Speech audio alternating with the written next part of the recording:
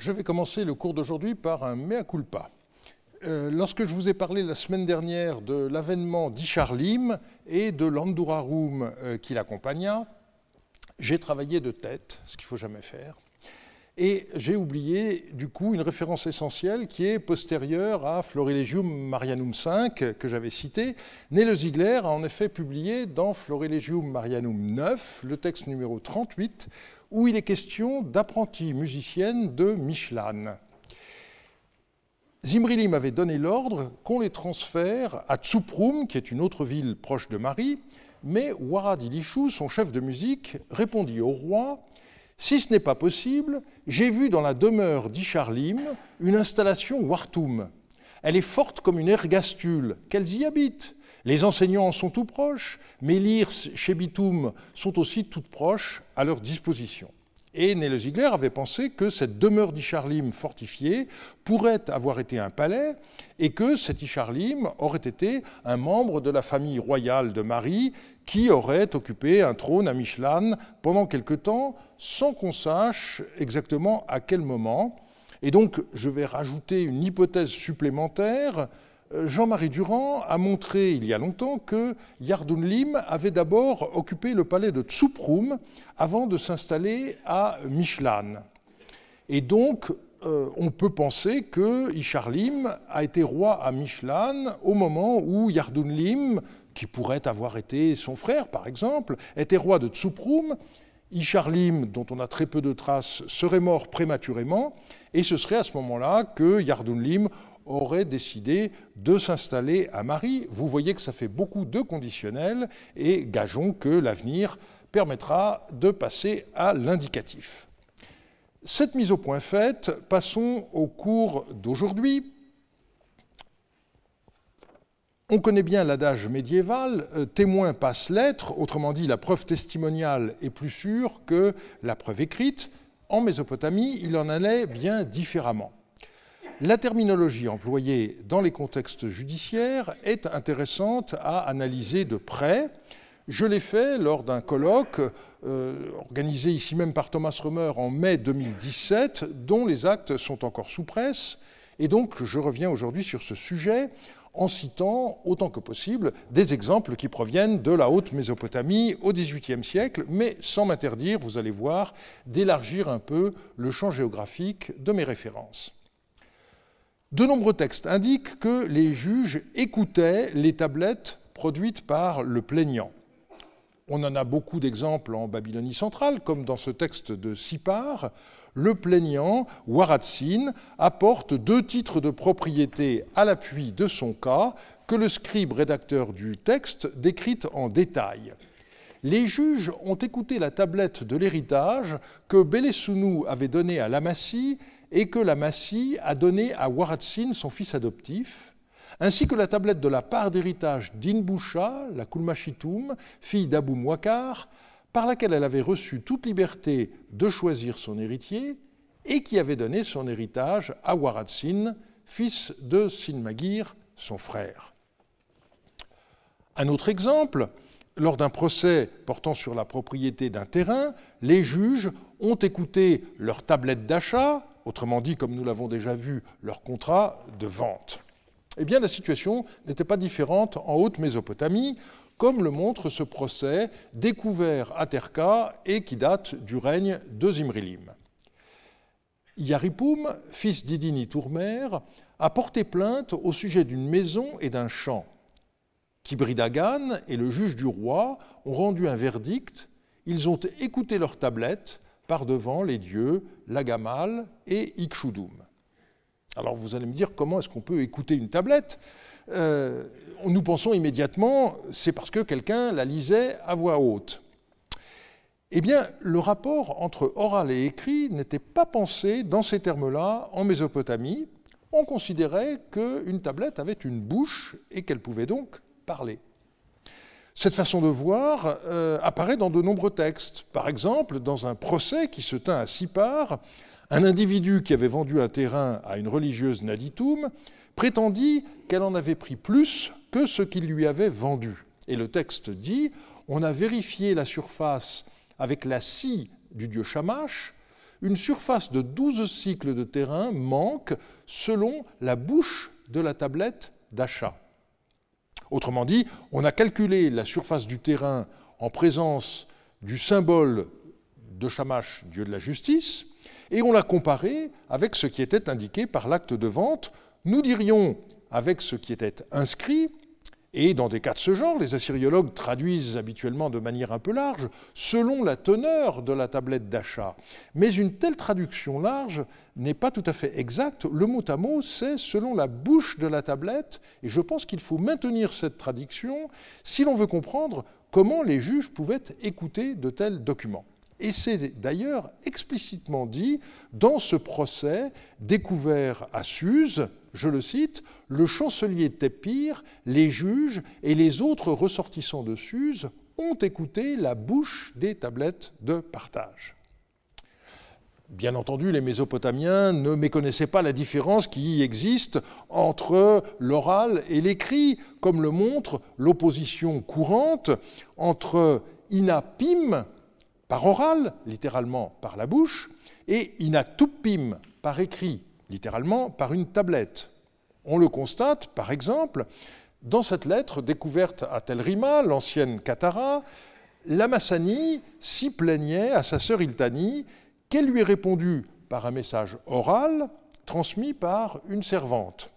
Je cite, « Tu ne m'as pas envoyé une message dans une tablette à moi destinée, c'est par sa bouche, c'est-à-dire celle de la servante, que tu m'envoies un message. » Autrement dit, voilà, quand on envoie une lettre, on attend en réponse une lettre et pas un simple message confié à une vulgaire servante. C'est ça la tonalité du message. Fondamentalement, en Mésopotamie, les écrits étaient considérés comme une parole fixée dans l'argile, comme le montre le récit de l'invention de l'écriture effectué par le roi d'Uruk-en-Merkar lors de sa confrontation avec le seigneur d'Arata. Et donc on voit comment le témoignage constituait la forme essentielle de la preuve en Mésopotamie, où il n'y avait pas d'opposition entre preuve écrite et preuve orale. Les tablettes délivraient un témoignage qu'on pouvait écouter. Dans un tel contexte mental, on comprend donc qu'une lettre ait pu servir de témoin. J'ai consacré un article à cette question en 2013, que j'avais intitulé « Garde ma lettre en témoignage ». C'est une citation réelle, et le sous-titre de l'article, c'était « Le rôle de la correspondance dans le système juridique mésopotamien de la première moitié du deuxième millénaire ». Et je vais y ajouter aujourd'hui deux témoignages provenant de Marie, l'un qui a été publié depuis que cet article a été publié, et l'autre est un texte qui avait été mal compris et dont je vous propose une relecture. Alors, pour commencer, une affaire très claire dans une lettre de Zouradnim, celui-ci exhortait le roi de Mari à se rendre dans la localité de Zinian pour éviter une révolte, et il achevait sa lettre de cette manière. « Voilà que je viens d'écrire à Monseigneur l'affaire que j'ai constatée, que Monseigneur fasse ce qu'il doit faire, que ma présente tablette soit conservée dans le coffre portable de Monseigneur en témoignage de mes propos. » Et donc, Zouradnim veut se prémunir ainsi contre une éventuelle accusation future. Si les choses tournaient mal, il avait bel et bien prévenu le roi du risque de révolte. Une autre lettre, jusqu'à présent mal comprise dans cette perspective, me paraît certaine. Il s'agit d'un message du devin Zimri Dagan adressé à une reine. Après avoir décrit les présages observés, il termine sa lettre en ces termes: « Que ma reine fasse attention à ma présente tablette et qu'elle la garde en témoignage de mon affaire à l'avenir. » Les restitutions, sur la base de nombreux parallèles, dont celui que nous venons de voir, me paraissent certaines. Krauss avait déjà observé cette personnification de la tablette, capable de témoigner, mais il avait refusé d'aller plus loin. Or, il apparaît clairement que pour les Mésopotamiens, les tablettes étaient considérées comme vivantes, et un passage du code de Hammurabi le montre également. Si une reconnaissance de dette a saisi un homme, etc., Donc saisir un homme, c'est vraiment le geste que fait quelqu'un qui se plaint à l'égard de quelqu'un d'autre. La tablette est capable de faire cela, et l'on connaît des cas où des tablettes égarées sont reconstituées, et on disait qu'on les faisait revivre. La preuve écrite était donc en Mésopotamie considérée selon les modalités du témoignage. Une tablette était comme un témoin capable de délivrer un message par sa bouche, et donc, encore une fois, pas d'opposition formelle entre preuve écrite et preuve testimoniale. Et c'est la raison pour laquelle nous allons étudier les deux catégories ensemble. J'ai donc été amené à modifier légèrement le découpage que j'avais annoncé avant les vacances de Noël et qui figurait sur le site internet jusqu'à mercredi dernier, mais qui a été modifié depuis. Nous nous occuperons donc aujourd'hui de deux types de preuves, la preuve écrite et la preuve testimoniale, et le cours de la semaine prochaine traitera des serments et des ordalies. Nous avons déjà vu comment fonctionnait la procédure en cas de litige. La partie qui s'estimait lésée allait trouver les autorités. Celles-ci délivraient alors un dinum. Ce que nous avons vu, on ne peut pas traduire exactement comme verdict, ça signifie qu'elles indiquaient la manière dont le cas devrait être tranché. Et pour appuyer leurs revendications, les plaignants apportaient souvent des tablettes, donc il nous faut commencer par examiner ce qu'on appelle traditionnellement les preuves écrites. Nous étudierons d'abord de manière générale la valeur probatoire de l'écrit avant d'examiner plus en détail les archives juridiques conservées dans le palais de Marie. En raison du très petit nombre de comptes rendus de procès conservés en Haute-Mésopotamie, on a déjà eu l'occasion de le dire, nous n'avons guère de mention de tablettes apportées devant des juges, mais de rares maisons privées nous montrent que les particuliers gardaient soigneusement chez eux leur titre de propriété de la même manière qu'en Mésopotamie du centre et du sud. Un fragment de lettre inédit de Marie comporte une indication très intéressante sur l'usage des titres de propriété écrits. Je cite, « À présent, tu m'as écrit ainsi. Le roi m'a donné ce champ. À présent, qu'avec ton fils, la tablette du roi m'arrive, par les dieux Addou et Shamash, et par mon seigneur Samsi-Addou, je jure que je ne retiendrai pas cet homme. Si je retiens cet homme, et malheureusement la suite est très endommagée. » Alors on peut se demander à quoi ressemblait la tablette du roi qui est ici mentionnée.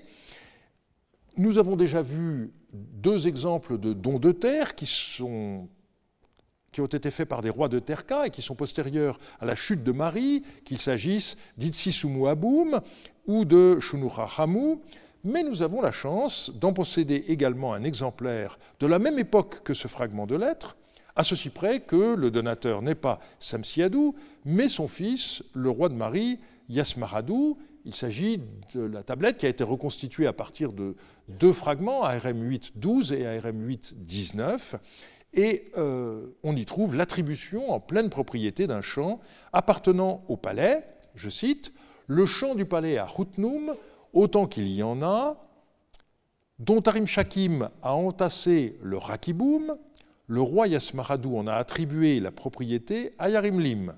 Celui qui contesterait devra payer 10 mines d'argent au palais et se verra imposer un châtiment. » Suivent les noms de 22 témoins. Les 10 premiers sont qualifiés d'hommes d'Appan, les 10 suivants d'hommes de Humsan et les 4 suivants d'hommes de Nouabou. Le dernier témoin, c'est le scribe, comme d'habitude. Celui-ci s'appelle Yahui-Addou et il précise sur la tablette que c'est lui l'arpenteur, mot à mot, le frappeur de piquet. Il s'agit d'une allusion à la délimitation de la parcelle. L'enveloppe comporte une date, l'éponymie de Tabtsili Achour, et on y trouve par ailleurs les empreintes des sceaux de 5 des témoins, alors que la tablette elle-même, que vous avez à l'écran, ne comporte ni date ni empreinte de sceau. Il s'agit ici de l'attribution par Yasmar-Addou d'un champ appartenant au palais dans la région de Houtnoum, proche de Marie. Manifestement, les terres de ce secteur n'étaient pas encore attribuées, mais elles étaient devenues cultivables grâce à un ouvrage d'irrigation qui venait d'être construit par Tarim Shakim et qui est décrit sur la tablette comme un rakiboum, littéralement un chevaucheur. Selon Hervé Reculot, il s'agissait d'un canal d'acheminement de l'eau qui, dans la vallée de l'Euphrate, chevauche en quelque sorte la terrasse en surplomb. Et vous remarquez que dans ce texte, Yasmaradou porte le titre de roi qui est préposé à son nom, et malheureusement, son sceau ne figure pas sur l'enveloppe et on n'en connaît aucune empreinte. Dans une lettre assez étonnante, on voit le même Yasmaradou ordonner que des gens qui s'estiment lésés mettent par écrit la liste de leurs dommages. C'est une lettre donc de Sumurhadou. Nounouili nous avait rendu un jugement à Shubat-Enlil et nous sommes ensuite partis rencontrer notre Seigneur. Lorsque nous avons exposé par devant Yasmaradou le jugement de Nounouili, nous avons dit ceci: nous sommes lésés, Rabla nous. Yasmaradou nous a dit ceci: bon, par devant les dieux Ikshudum, la reine Lagamal et Itourmer, faites mettre par écrit vos dommages. Nous avons fait mettre par écrit nos dommages. Yasmaradou nous a répondu ainsi: faites maintenant une déclaration. Nous avons dit: que déclarerons-nous? Et lui, il a usé d'apaisement envers nous en disant: bon, faites mettre par écrit vos dommages par devant ces dieux et reprenez votre ancien, et puis c'est cassé. Il a parlé ainsi pour nous apaiser. Donc c'est une lettre d'interprétation un peu délicate. Le nom du destinataire a disparu dans une cassure, mais vu la façon dont Yasmaradou y est mentionné, Jean-Marie Durand, qui a publié ce texte, pense que la lettre était adressée à Zimrilim au début de son règne. Mais elle rapporte des faits qui se sont déroulés du temps du royaume de Haute-Mésopotamie, ce que la référence à Shubat-Enlil rend certain. Malgré tout, nous ignorons tout de ce Nounouili qui rendit un jugement remis en cause par Sumurhadou et une autre personne dont le nom n'est pas donné. La nature des dommages qu'ils ont subis n'est pas davantage précisée par le document. Et la procédure est, il est vrai, assez étonnante. Sumurhadou et l'autre personne lésée doivent mettre par écrit la liste des dommages qu'ils estiment avoir subis devant 3 divinités. Ikshudum et Lagamal sont les dieux de la ville de Terka, tandis qu'Itourmer est le dieu de la ville de Mari. Si la restauration du texte est correcte, Yasmaradou aurait souhaité que cela suivît par une déclaration, on peut supposer sous serment, mais il s'inclina devant le refus des intéressés et leur accorda ce qu'ils demandaient, rentrer en possession de leur ancien bien. On aimerait évidemment posséder un texte tel que la tablette écrite devant les dieux à cette occasion. La procédure est, à ma connaissance, sans parallèle. Le seul exemple d'archives privées retrouvées in situ dans une maison provient de Terka, dans le chantier C. Ce quartier a été fouillé par l'équipe de Giorgio et Marilyn Buccellati en 1977 et 1978. À côté du temple de Ninkarak, on a dégagé une maison qui n'était que partiellement conservée en raison de l'érosion due à l'Euphrate qui coule en contrebas de cette partie du site. Cette demeure a fait l'objet de la thèse de Marc Chavalas, restée inédite. Les textes ont été publiés par Olivier Rouault en 1984 et ils se sont révélés constituer les archives d'un individu appelé Pouzurum.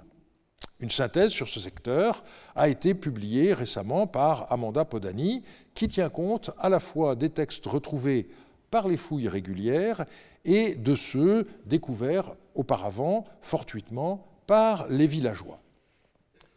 Les archives de Pouzurum datent du moment où l'ancien royaume de Mari avait repris son indépendance au moment de la grande révolte qui secoua le royaume de Babylone en l'an 8 de Samsu-Iluna, le fils de Hammurabi.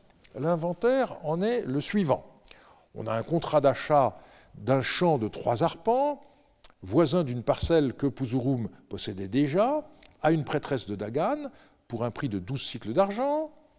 On a un achat d'un champ de 5 arpents qui appartenait à Sinabusha pour 24 cycles d'argent, l'achat de 2 champs pour un total de 9 arpents appartenant à Yassiel pour 31 cycles et demi d'argent, l'achat d'un champ de 5 arpents appartenant à Itzidami pour 25 cycles d'argent, l'achat d'un terrain nu en ville d'à peu près 70 mètres carrés qui appartenait à Yasmar Dagan, et enfin l'achat d'une prairie inondable en contrebas de la ville de Terka appartenant à Idin Kaka, fils de Binnikoum, pour 20 cycles d'argent et 5 ougars de grains. Ce contrat présente deux intérêts majeurs. C'est d'abord un des rares cas où l'on voit le prix de vente être versé en partie en argent et en partie en nature. De tels textes sont très importants dans la mesure où ils confirment qu'en principe, c'était bien l'argent qui circulait lors de telles transactions. L'argent n'était pas simplement une unité de compte, comme certains en avaient émis l'hypothèse. Et on peut en trouver encore un exemple dans une lettre de Machia encore inédite, au sujet d'un tiers de mine d'argent due par Binnoum, dont Monseigneur a parlé à Nana Dingir en ces termes « reçoit son argent », que Monseigneur se réjouisse. Il a reçu de lui son argent. Il a reçu un tiers de mine selon les poids du marché. Si Monseigneur lui a donné sa parole concernant son champ, que Monseigneur lui donne pleine satisfaction, son argent est reçu. Donc ici, on a affaire non pas à un don de terre par le roi, mais à une vente de terre par le roi. Et Machia indique à Yasmaradou que le prix convenu d'un tiers de mine a bien été versé par l'acquéreur, et donc que le transfert du champ peut bel et bien avoir lieu. Machia précise même que l'argent a été pesé selon les poids du marché. Ce détail montre bien que ce sont des fragments d'argent qui ont utilisé, et on notera d'ailleurs qu'on a retrouvé à Terka même une jarre pleine de résidus d'objets en argent. Eh bien, c'était ce genre de débris qui était pesé au moment d'une transaction et qui passait de l'acheteur au vendeur. Alors revenons à Bimies 16, numéro 6. Ce contrat a en effet un autre intérêt. Il se trouve que dans la maison de Pouzurum, on a également retrouvé le texte numéro 8, contrat d'achat par Binnikoum d'une prairie inondable en contrebas de la ville de Terka. Or, ce Binnikoum est le père du vendeur du contrat numéro 6. Autrement dit, on a ici un bel exemple de transmission des titres de propriété. Quand Idin Kaka a cédé le terrain à Pouzurum, il lui a transmis la tablette par laquelle son propre père avait acquis le terrain.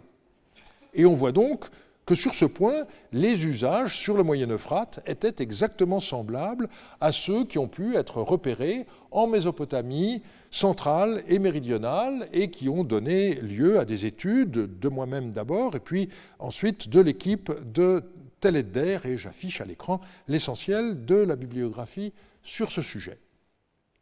Donc on voit bien que ce qui était conservé par Pouzurum dans sa maison, c'était avant tout ses titres de propriété, mais il y a une exception, un contrat de prêt par le dieu Shamash à Pouzurum. Je le cite, 5 cycles et demi d'argent capital, du dieu Shamash, Pouzurum, fils de Namishi, a reçu, il rendra l'argent et son intérêt au dieu Shamash quand il sera en bonne santé, et on a ensuite la date. Cette clause de remboursement ina chalmou ou baltou, qu'on peut traduire en bonne santé, se trouve dans d'autres contrats de prêt par une divinité, et on peut la comprendre de deux façons, qui ne sont d'ailleurs pas mutuellement exclusives, médicalement d'un côté, financièrement de l'autre. Vous voyez que le prêt est malgré tout un prêt à intérêt, et donc le caractère charitable d'un tel prêt par une divinité réside avant tout dans le fait qu'il n'y a pas d'échéance fixe. Et je vous renvoie à ce sujet à l'article du regretté Klaas Venhoff de 1987 et à celui que j'ai publié ensuite en 2005. Alors, question, pourquoi cette tablette a été retrouvée dans la maison de Pouzurum ? En principe, les créances étaient en effet conservées par les prêteurs, pas par les débiteurs.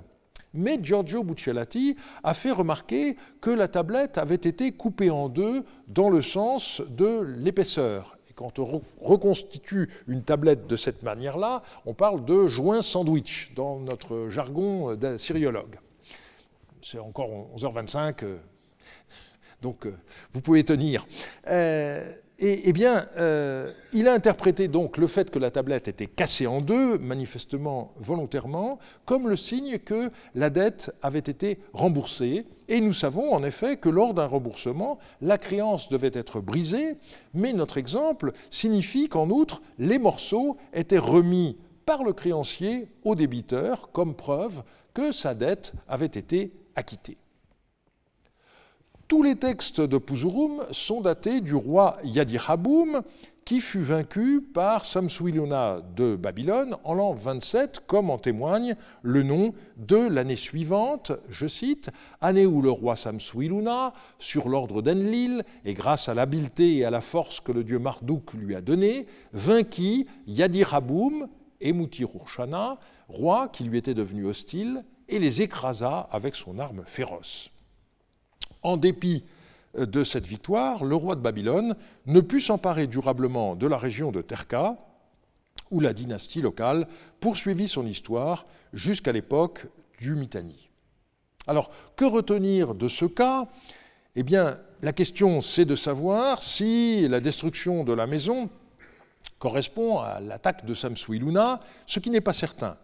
Mais en tous les cas, on voit que Puzurum gardait soigneusement chez lui ces titres de propriété qui pourraient éventuellement lui servir de preuve au cas où un de ses biens lui serait contesté.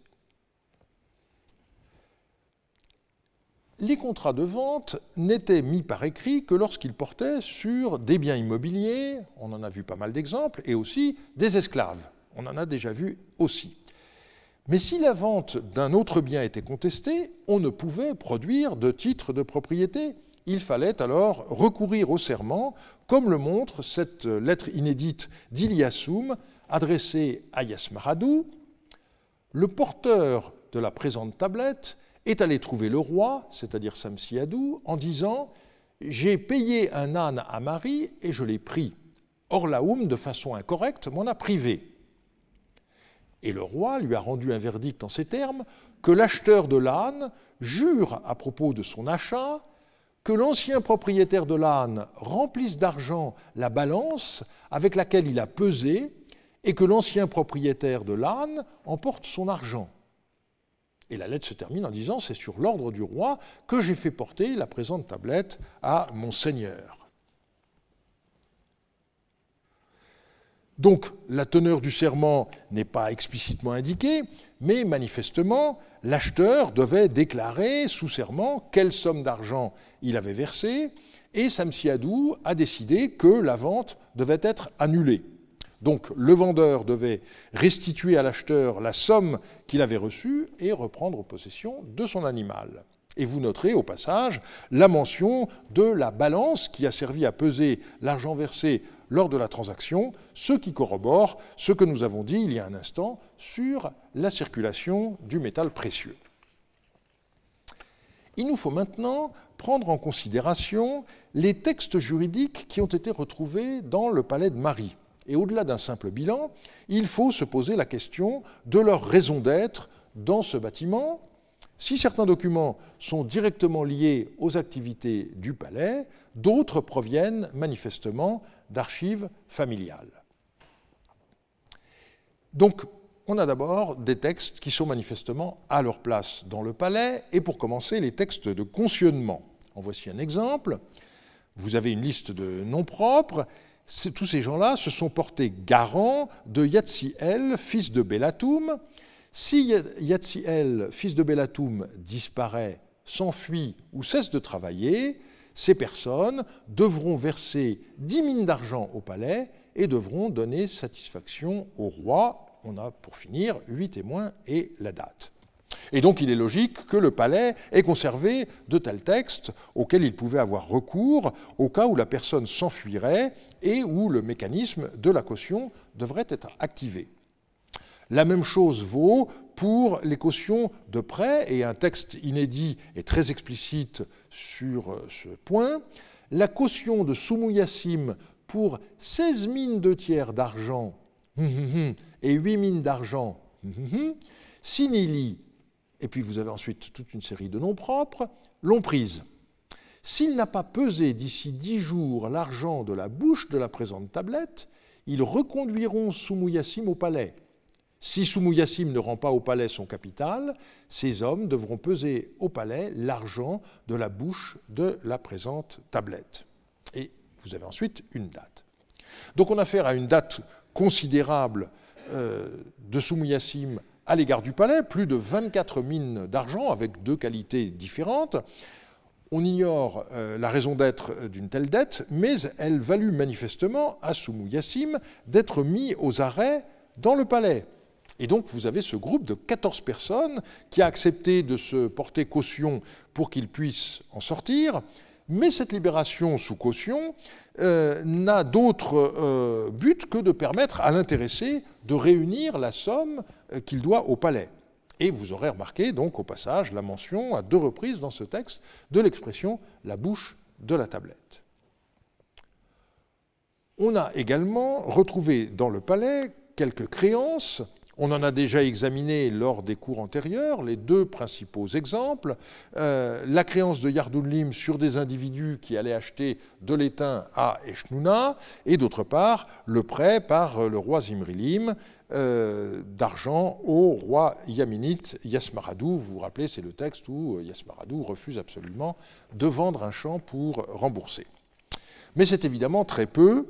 On peut supposer que pour le reste, eh bien, les tablettes ont été détruites au moment du remboursement et éventuellement les morceaux remis aux débiteurs. C'est pour ça qu'on ne les trouve pas dans le palais.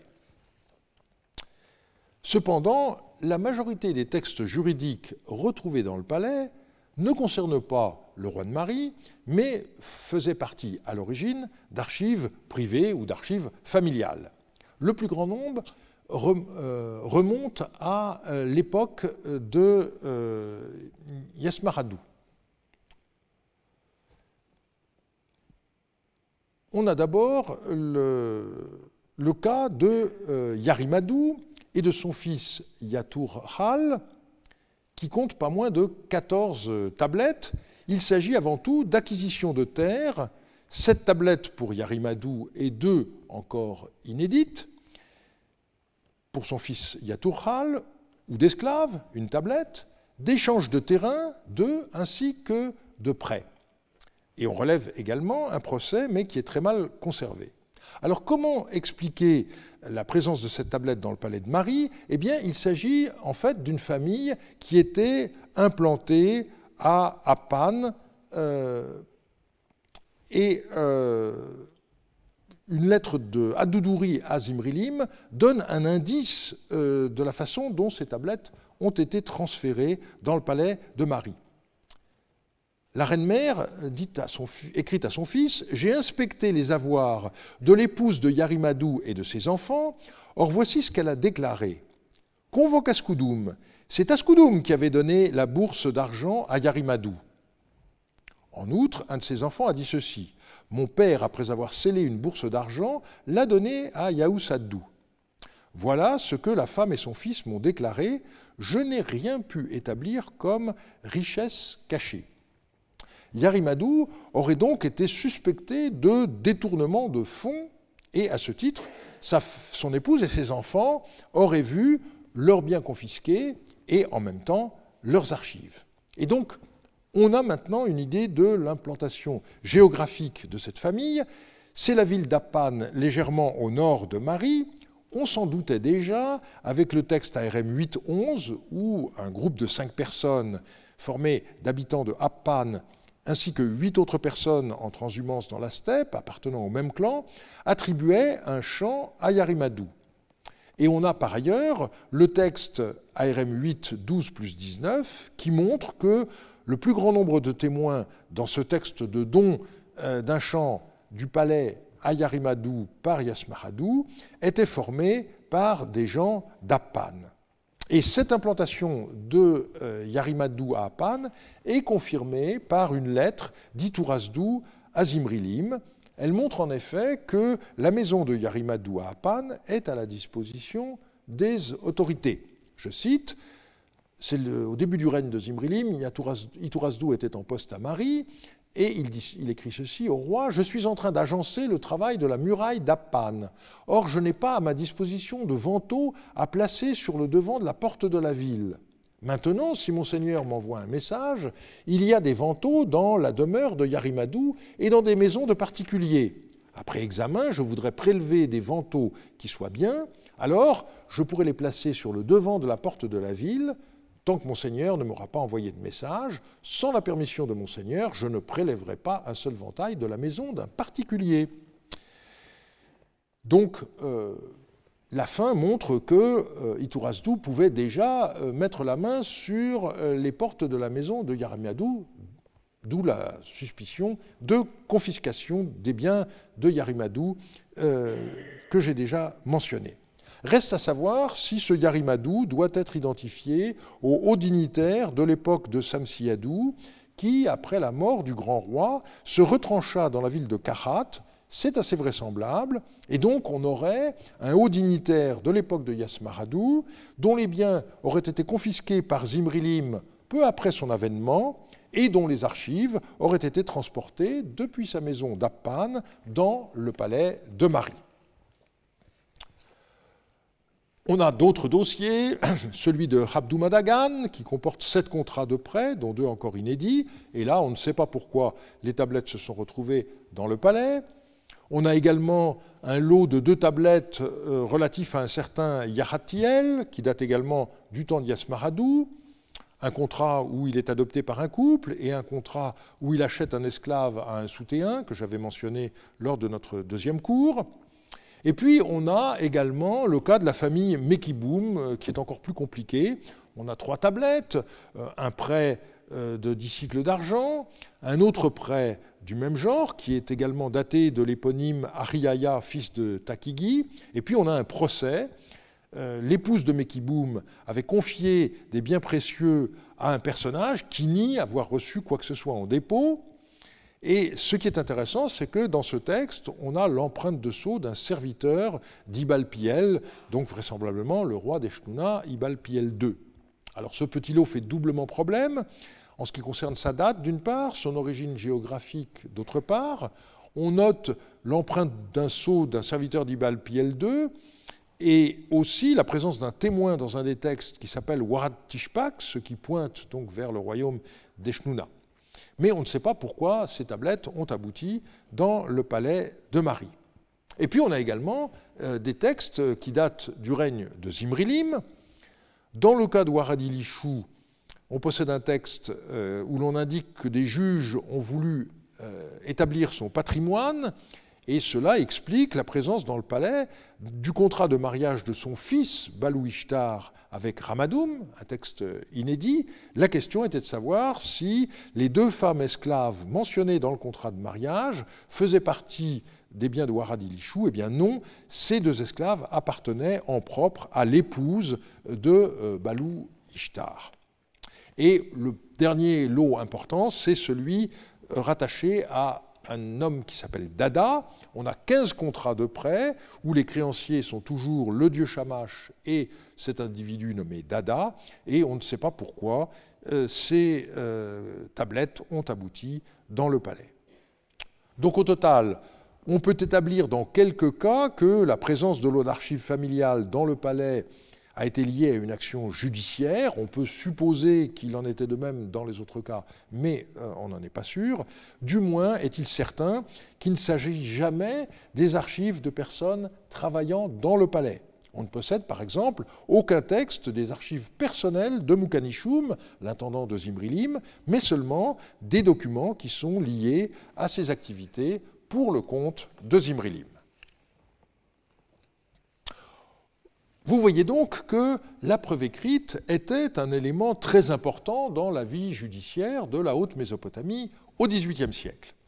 Mais le paradoxe, c'est qu'une bonne partie des contrats écrits étaient dévolus à la liste des témoins présents lors de la rédaction du texte. Voyez ce contrat d'échange de terrain, ARM 8.8, on repère facilement devant les témoins le signe IGI qui signifie par devant, eh bien les 3/4 de la tablette sont occupés par la liste des témoins. C'est un cas un peu extrême, mais souvent la liste des témoins occupe la majorité du revers. Dans la correspondance, de fait, nous voyons le rôle essentiel qui était celui des témoins. Alors on va d'abord regarder dans quelle occasion on avait recours au témoignage avant d'analyser la procédure qui était alors suivie.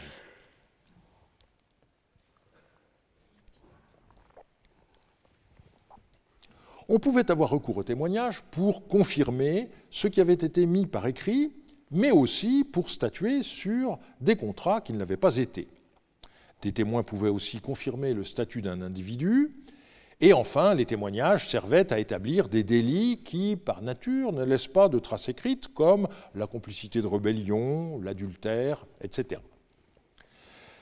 Dans certains cas, une transaction avait eu lieu, un contrat avait été mis par écrit, mais il fallut par la suite, du fait d'une contestation, avoir recours à des témoins.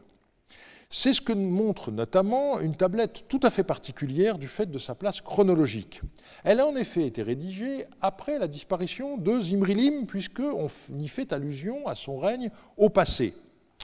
Alors je ne vais pas m'attarder sur cet aspect du texte, qui a été étudié dans Florilegium Marianum 5, où j'ai publié ce texte. C'est une confirmation de propriété sur un champ, je cite, « Les fils de Shoudagan avaient revendiqué sous le règne de Zimri-Lim un champ de 10 arpents appartenant à Isharlim, et puis là il y a un nom de métier, ils avaient prêté devant Itourmer le serment du dieu et ils avaient confirmé en parole. Ils ont détenu ce champ, une deuxième fois par devant Itourmer, ils l'ont confirmé, dans le temple par devant Itourmer et Anunitum, et ensuite on a une liste de 19 témoins, et puis le texte s'achève par cette indication, ces hommes se sont tenus dans la taverne pour la rédaction de cette tablette.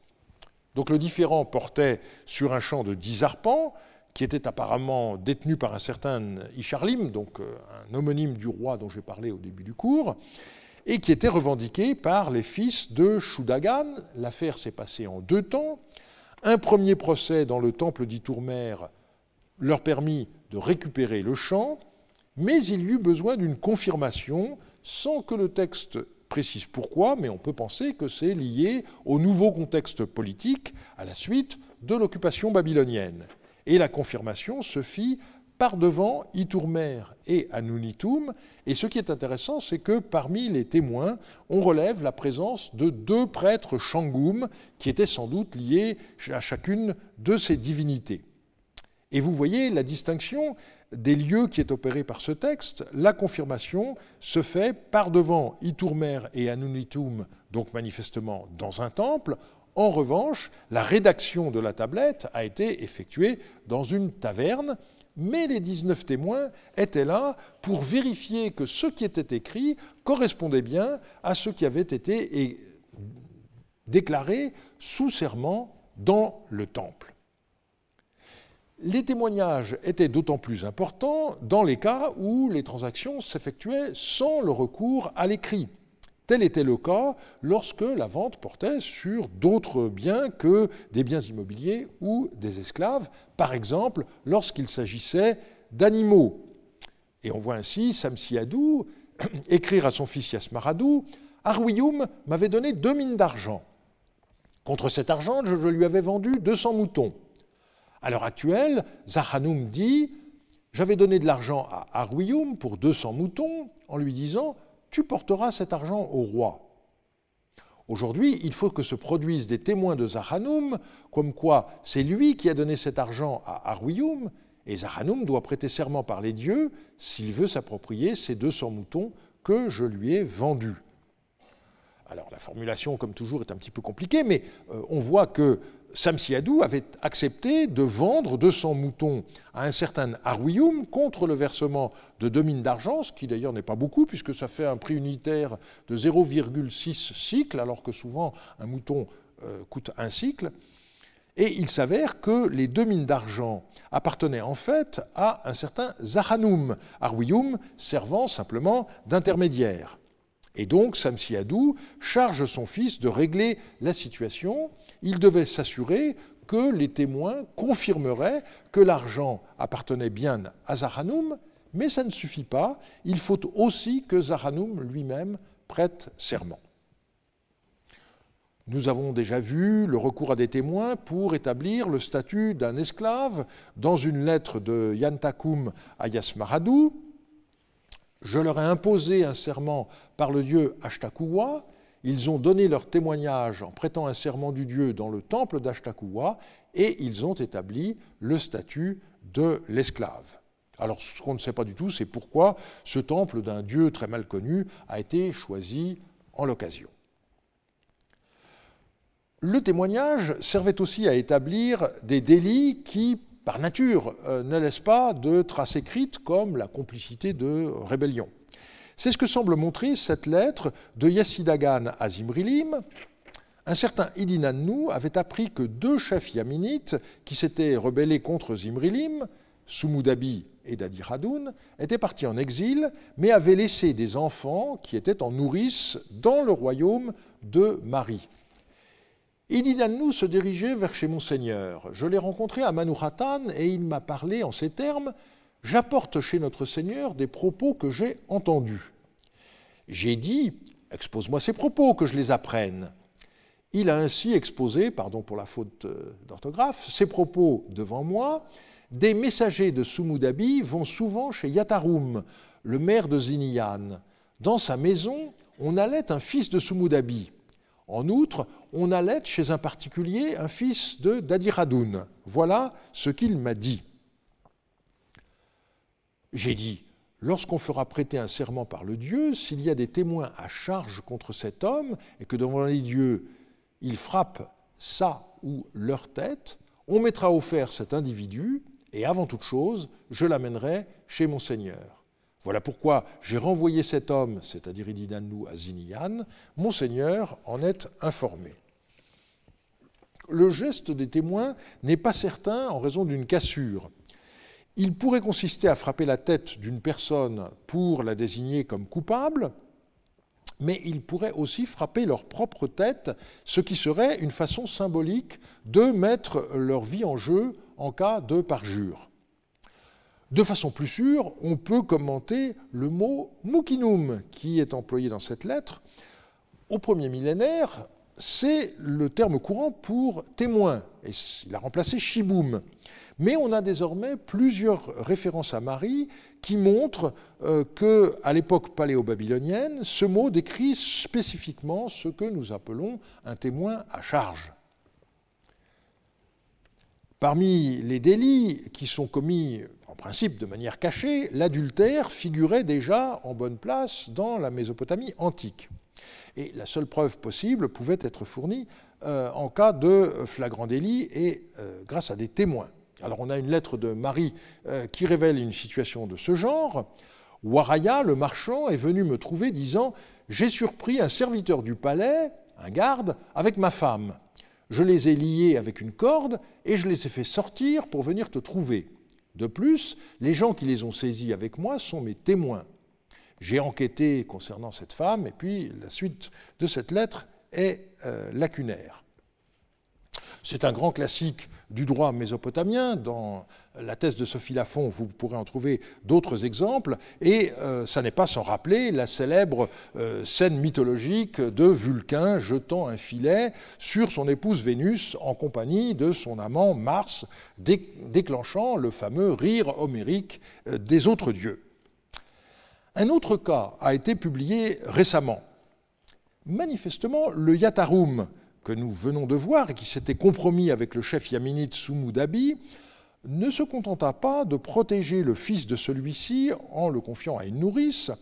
Il s'intéressa aussi de près à la fille de Sumudabi, de très près, je dirais même de trop près.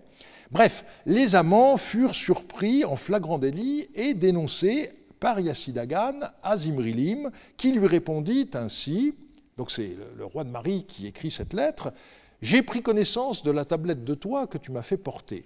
Tu m'annonçais que la fille de Sumudabi avait été surprise avec Yatarum et que ses témoins à charge l'en avaient convaincu par devant les dieux. Maintenant, une fois que tu en auras fini avec le serment par le dieu à faire prêter, lorsqu'on aura détaché Yatarum pour l'envoyer chez Sumudabi, selon le message de Sumudabi, pour le remettre à un tel, le messager de Sumudabi, tu amèneras avec toi ces témoins à charge, ils iront à Bitakaka, mais rejoins-moi à Iltum pour que je sache ce qu'ils ont dit. » Et vous voyez qu'on retrouve ici le même terme mukinu que dans l'affaire précédente, donc ce sont des gens qui sont bel et bien des témoins à charge. S'agissant des témoignages et des témoins, la première question à se poser est de savoir comment les témoins étaient choisis. On verra ensuite qu'il était souvent nécessaire qu'ils se déplacent en fonction du lieu où le procès devait se tenir. On pourra se demander ensuite ce qu'on pouvait faire en l'absence de témoins, et on verra que le recours à des témoins était parfois assez étrange. Nous n'avons pas de texte qui nous expliquerait comment étaient choisis les témoins. On peut le regretter, mais c'est ainsi. De manière générale, en ce qui concerne la Mésopotamie, il faut bien l'avouer, nous ne possédons presque jamais de texte qui nous explique quoi que ce soit. C'est à nous, patiemment, de découvrir les façons de faire, les raisons sous-jacentes à telle ou telle pratique. Et dans le cas de la liste des témoins, dans des contrats, eh bien, il nous faut avoir recours à de patientes études prosopographiques. C'est rendu possible par le fait que bien souvent, le nom des témoins est accompagné d'un complément, le nom de leur père, parfois leur titre. Dans le cas où nous avons le nom seul, eh bien, tout espoir n'est pas perdu, car le sceau d'un témoin peut avoir été imprimé, et la légende du sceau nous donne le plus souvent le nom du père de l'individu, parfois son titre, parfois les deux. Et donc, par exemple, le texte d'adoption ARM 8.1, la plupart des témoins de la liste sur le texte, on n'a que leur nom, mais la collation de l'enveloppe m'a permis de déchiffrer les légendes de plusieurs sceaux, dont celui d'Ikshud Apashu, qui était le chef du cadastre de la région. Lorsqu'une affaire concernait deux royaumes, eh bien, il pouvait arriver que le principal intéressé doive voyager avec ses témoins. C'est ce que laisse entendre cette lettre de Hadnurabi, qui fut roi de Katara, adressée à Zimrilim. L'homme porteur de la présente tablette a épousé la jeune dame, Tadalatum sans doute. Pour sa terratum, il a donné une servante et 4 cycles d'argent, en présence de Tabsharuma, de Zukanum le marchand et de Haklu Barli. Écoute ses propos, rends-lui justice selon la déclaration, littéralement la bouche de ses témoins, et laisse aller son épouse. L'éditeur du texte avait traduit Anapi Shibutishu par « sur la foi de son témoignage ». Mais on peut difficilement être partie prenante et témoin. Et il me paraît clair qu'ici, shibutum, ce n'est pas le mot abstrait témoignage, mais une autre forme du pluriel du mot shibum témoin qui se rencontre parfois. Et autrement, Hadnurabi se serait abstenu de nommer les 3 individus témoins de la remise de la terratum. Si le roi de Mari doit intervenir, c'est sans doute que le père de la femme, ressortissant de son royaume, refusait de livrer sa fille au mari, bien que celui-ci ait livré la terratum. Une lettre de Tel Leilan, dont l'adresse est perdue mais qui a été envoyée par un roi à un autre, nous offre un autre exemple où des témoins doivent se déplacer. À propos du cas de Kazuri, ressortissant de tel endroit, à propos duquel tu m'as écrit, j'ai examiné son affaire et son adversaire était présent. Selon ma missive, tu lui as donné satisfaction. Il lui a fixé une échéance à 3 jours en disant « Amène tes témoins » et puis la suite est cassée. Donc on voit que le prévenu disposait de 3 jours pour faire venir ses témoins dont il devait espérer qu'ils lui permettraient de l'emporter sur son adversaire. Et je citerai un 3e exemple, une lettre de Nikmiadou à Tilabnou que nous avons déjà lue il y a 2 semaines, À propos du cas du marchand Asirum, j'ai précédemment fait se tenir en ma présence ces témoins, des marchands et de simples sujets, et je leur ai procuré un procès conformément aux déclarations de ces témoins. Et puis vous vous rappelez la suite, à présent, si tu veux annuler mon jugement, annule-le. À présent, voici que je viens de t'envoyer ces témoins et les marchands, il y a une lacune, et à la fin de la lettre, fais se tenir ces témoins et que Asirum reçoive ton verdict en ta présence, conformément aux déclarations de ces témoins. Et vous vous rappelez ce que j'avais dit dans un cas de ce genre, l'idéogramme Loudeux Chouguimesh ne désigne pas, comme ailleurs, les anciens d'une localité, mais ici, il s'agit bien des témoins. À l'époque de Yasmaradou, il arrivait que des affaires doivent être tranchées à Shubat-Enlil, la ville où résidait Samsiadou. Les témoins devaient donc se rendre dans cette ville, comme le montre cette lettre. Un tel et Sinidinam ont saisi l'Adinum d'Apan et ses témoins. Monseigneur doit les expédier à Shubat-Enlil. La question se pose de savoir ce qu'on faisait lorsqu'il n'y avait pas de témoins. Et une lettre adressée à Yasmaradou par Idinanou nous donne une solution possible à propos du procès de Yantinum, à propos duquel Monseigneur m'a écrit en ces termes. « Remets ses adversaires à sa main qu'il les conduise à moi. Son voleur est en fuite. Maintenant, la prostituée Harimtum, que le voleur en fuite faisait entrer chaque fois dans leur maison, Yasmaradou, et puis il y a 7 lignes qui sont très endommagées ou qui ont complètement disparu, et la lacune se terminait par une citation, manifestement, et la jeune fille ne cessait d'entrer chez ses Maintenant, par devant Yasmaradou, il fait pression sur moi pour confirmer qu'il s'agit bien de celui-ci, disant « c'est mon voleur ». J'ai dit « fais une convocation, de sorte que ces témoins à charge confirment que c'est lui, afin que j'expédie ces témoins à charge et cet homme chez Monseigneur ». Et l'auteur de la lettre poursuit, il n'y a pas de témoin contre lui. Mais vu que Monseigneur m'a envoyé une lettre en termes énergiques, voilà que j'envoie chez Monseigneur l'Harimtum et l'homme qui l'accuse, que Monseigneur juge le jugement de cet homme, et puis il manque une ligne. Donc vous voyez une fois de plus le terme mukinum employé pour décrire des témoins à charge. La lettre emploie par ailleurs le verbe palalum, qui est surtout attesté en paléo-assyrien, avec un sens que le dictionnaire de Chicago jugeait incertain. Et ici, le contexte donne un sens d'accusé assez vraisemblable. Et l'accusation de Yantinum, c'était manifestement que le voleur procurait à des individus les services d'une call girl, comme nous dirions aujourd'hui, et profitait de ce qu'ils étaient, nous dirons, occupés pour commettre des vols. Mais il n'y avait pas de témoins, et donc finalement, nous ne savons pas ce qui s'est produit. Et je terminerai par une histoire abracadabrantesque. Elle est connue par une lettre du chef nomade Ibalpiel qui dénonce la conduite d'un certain Bazoum qui s'est rallié au roi d'Uzalmakoum, Bounou-Mahadou, qui était à l'époque un ennemi du roi de Mari. C'est un récit qui se passe de tout commentaire. Le maire d'Ardouan d'Uzalmakoum est venu à Der dire ceci à Haman. « Les porteurs de Bazoum vont chez Bounou-Mahadou. Déjà une fois, Bazoum a fait porter à Bounou-Mahadou une étoffe et une chemise. Bounou-Mahadou a dit « Vraiment, j'ai vu que Bazoum parle avec moi sincèrement. » Voilà ce que cet homme a raconté à Haman. Le lendemain, Haman a placé 3 hommes, Dada, Yashublim et Yaptunael, derrière une porte double pour être témoins de ses paroles.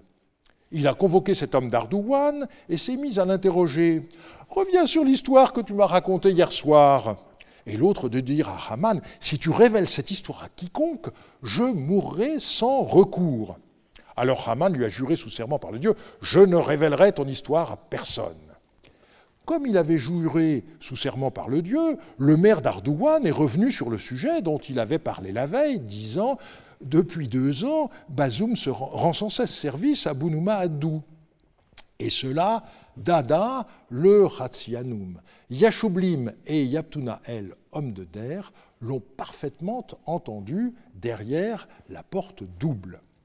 Donc l'astuce de Haman rappelle celle du dieu Enki dans le mythe de Atrahasis qu'on retrouve dans la tablette 11 de l'épopée de Gilgamesh. Ne pouvant avertir directement le Noé babylonien que le déluge avait été décidé par les dieux, Enki utilisa un stratagème, il s'adressa à une haie en roseau, sachant qu'Atrahasis se trouvait derrière et entendrait des propos qui ne lui étaient pas officiellement destinés. Et donc on voit que le poète ne décrivait nullement une situation invraisemblable, elle est attestée dans la réalité par la lettre que je viens de lire. Ici, Haman a recours à 3 témoins cachés derrière une porte pour éviter de se parjurer. Pascal aurait adoré cette histoire, lui qui dénonça avec la verve que vous savez les contorsions des jésuites de son temps. Comme je l'ai annoncé tout à l'heure, le cours de la semaine prochaine sera consacré à la question du serment et de l'ordalie. Je vous remercie de votre attention.